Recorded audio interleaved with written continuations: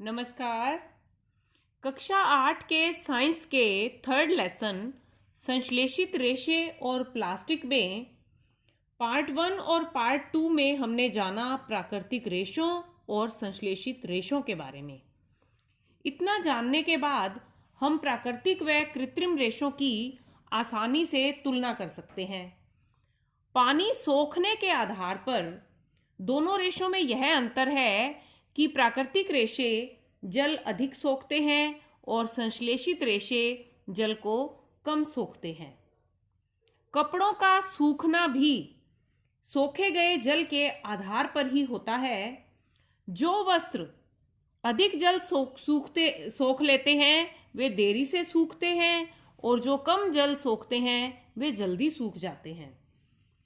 प्राकृतिक रेशों से बने वस्त्र कम टिकाऊ होते हैं और संश्लेषित रेशों से बने वस्त्र अधिक टिकाऊ होते हैं।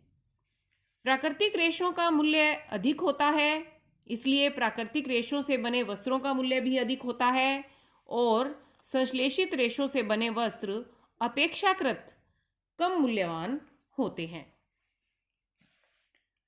अब हम बात करें कि रेयॉन, नायलॉन, पॉलिएस्टर और एक्रिलिक जिन रेशों के बारे में हमने पार्ट 1 और पार्ट 2 में जाना, ये सभी संश्लेषित रेशे जीवाश्म ईंधन पेट्रोलियम मूल के कच्चे माल से तैयार किए जाते हैं। कोयला और पेट्रोलियम लेसन में हमने विस्तार से पेट्रोलियम के बारे में जाना था। पेट्रोलियम से यह कच्चा माल जो प्राप्त होता है उसे पेट्रो रसायन कहा जाता है। संश्लेषित रेशों की तरह एक और बहुलक है जो हमारे जीवन में एक बहुत बड़ा स्थान घेरता है, उसका नाम है प्लास्टिक। प्रतिदिन काम में आने वाली बहुत सी चीजें प्लास्टिक से बनी हुई होती हैं। प्लास्टिक के भी कई रूप होते हैं। सभी प्लास्टिक में इकाइयों की व्यवस्था एक ही प्रकार की नहीं होती। कुछ में इकाइयां रेखीय प्रकार से व्यवस्थित रहती हैं और कुछ में यह आपस में क्रॉस करती हैं। प्लास्टिक की वस्तुएं सभी संभव आकारों और आकृतियों में उपलब्ध होती हैं। दिन भर में हम अनेक बार प्लास्टिक से बनी वस्तुओं का इस्तेमाल करते हैं।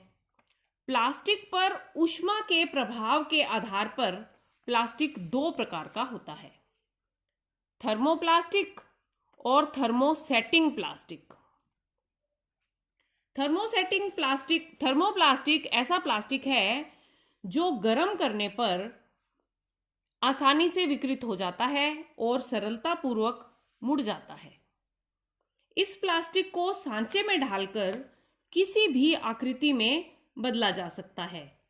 इसका पुनः चक्रण हो सकता है, अर्थात इसे पुनः प्रयुक्त किया जा सकता है। इससे विभिन्न रंगों की वस्तुएं बनाई जाती हैं। इससे प्लास्टिक की चद्दरें भी बनाई जा सकती हैं, इसकी तारें भी बनाई जा सकती हैं। इसीलिए थर्मोप्लास्टिक प्रकार के प्लास्टिक के विभिन्न प्रकार के उपयोग हैं।